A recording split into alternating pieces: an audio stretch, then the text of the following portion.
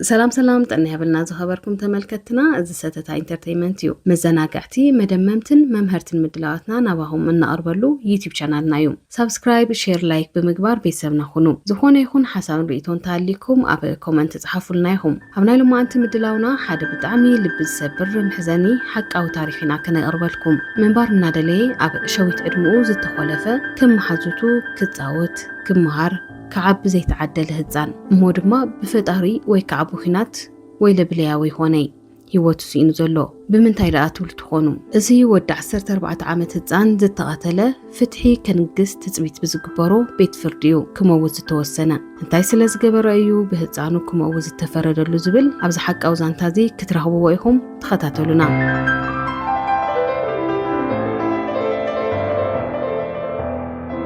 ኣብ ዓለም ብዙሓት ሰባት ብዘይወዓልዎ ጥፍኣት ገበነኛታት ተባሂሎም ካብ ዕድመ ልክዕ ማእሰርቲ ክሳብ ናይ ሞት ፍርዲ ተፈሪድዎም ሓሊፎም እዮም ገሊኦም ድሕሪ 70-80 ዓመት ግዜ ንእስነቶም ኣብ ቤት ማእሰርቲ ድሕሪ ምብላይ ቅልል ብዝበለ ኣዘራርባ ንዝሓለፉ 70-80 ዓመታት ብጌጋ ፍርዲ ኣብ ማእሰርቲ ምጽናሕኩም ይቕረታ ንሓትት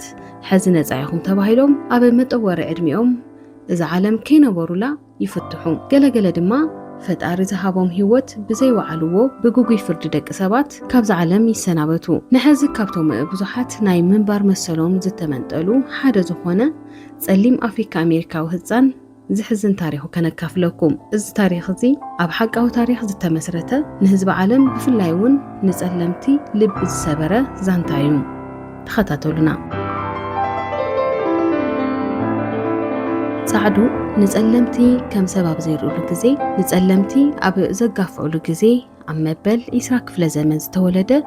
ዘይዕድለኛ ህፃን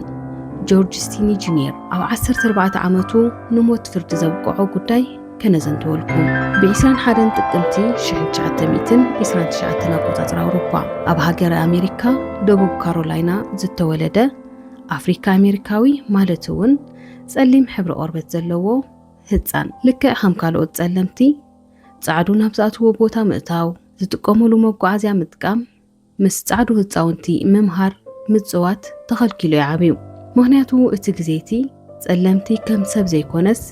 ከም አገልገልቲ ጥራሕም ዝረኣዩ ነይሮም ጆርጅ ኣብ ዝነብረሉ ከባቢ ድማ ጻዕዱ ምስ ጸለምቲ ንከይራኸቡ ዝፈላሊ መስመር ባቡር ነበረ ኣብዚ ግዜዚ ጆርጅ ወዲ 14 ዓመት ተማራይ ሸውዓይ ክፍሊ ነይሩ ድሕሪ ትምህርቱ ድማ ጥሪት ወለዱ ብምጉሳይ ንስድርኡ ዝሕግዝ ህፃን እዩ ሓደ መዓልቲ ልክዕ ከምቲ ኩሉ ግዜ ዝገብሮ ድሕሪ ትምህርቱ ንወለዱ ንምሕጋዝ ምስ ንእሽተይ ሓፍቱ ኣሚ ብምዃን ኣብቲ ጻዕዱን ጸለምትን ዝፈላሊ መስመር ባቡር ከባቢ ኮይኖም እናጓሰዩ እናሃለዉ እምበር ኣብ ዕሸል ዕድሚኡ ዝኮልፍ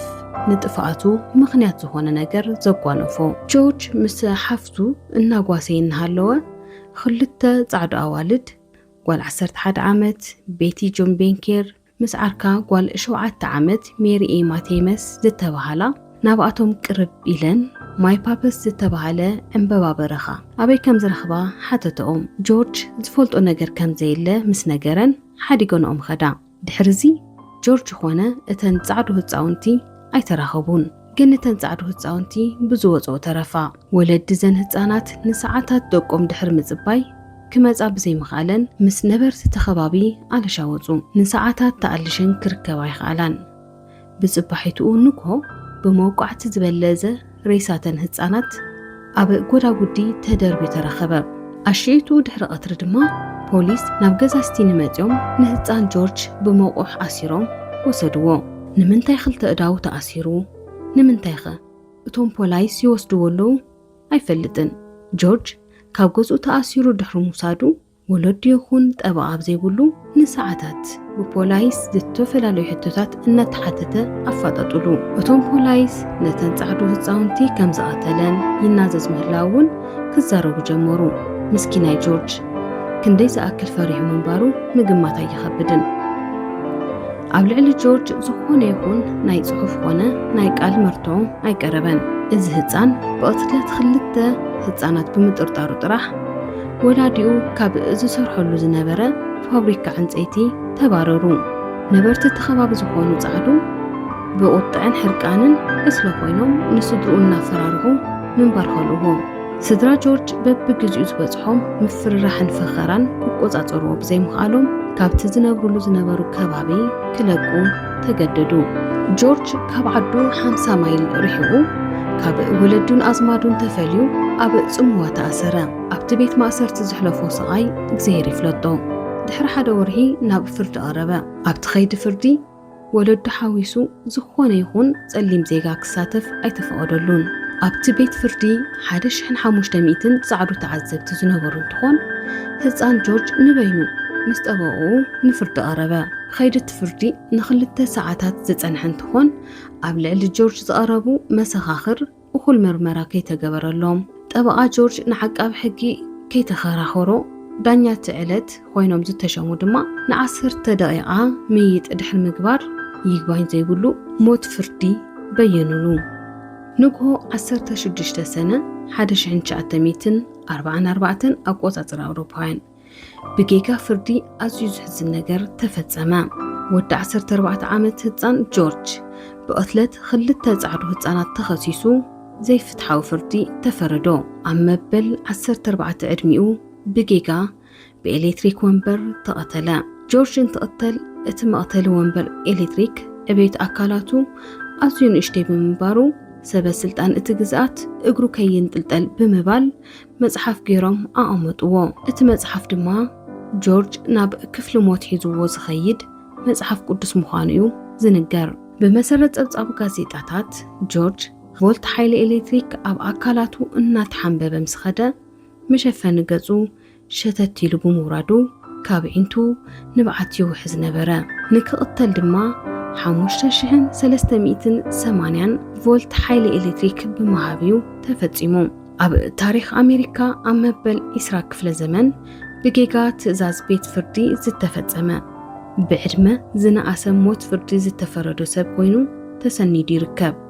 ጆርጅ ስቲኒ ድሕሪ ምማቱ ድሕሪ 70 ዓመት ኣብ 2014 ኣቆፃፅራ ኣውሮፓውያን ምዃኑ እዩ እቲ ጉዳይ ዳግማይ ተኸፈተ።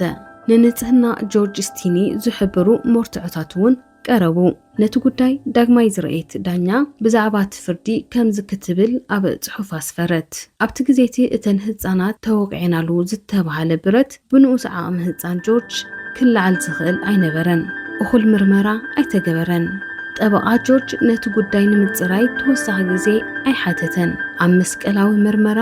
መሰኻኽር እውን ወላ ሓንቲ ሕቶ ኣይሓተተን። ብወገን ጆርጅ ክቐርቡ ዝኽእሉ መሰኻኽር ኣይቀረቡን። ይግባኝ ሕቶውን ከየልዕለ እዩ ተሪፉ። ኣብቲ ግዜቲ ዝነበሩ ዳኛ እውን ተኾኑ እኹል ምርመራ ከይገበሩ ሞት ከም ዝፈረድሉ ዝገለጸት ኮይና ካብዚ ዝዓቢ በደል ኣሉ ኢለ ክሓስብ ኣይኽእልን ብምባል ድሕሪ 70 ዓመት ሞቱ ካብ ዝተኸሰሶ ክሲ ነፃ ጌራቶ እያ። ህፃን ጆርጅ ብዘይወዓሎ ነገር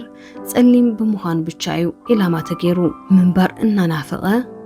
ክነብር እናደለየ ክጻወት እናደለየ ክመሃር እናደለየ ኣብ ዕሸል ዕድሚኡ ዝተኾልፈ ታሪኹ ንብዙሓት ልቢ ዝሰበረ ዓለም ዘይፍትሓዊት ምዃና ዘርአየ ምሕዘን ዛንታ ጆርጅ ስቲኒ ጁኒየር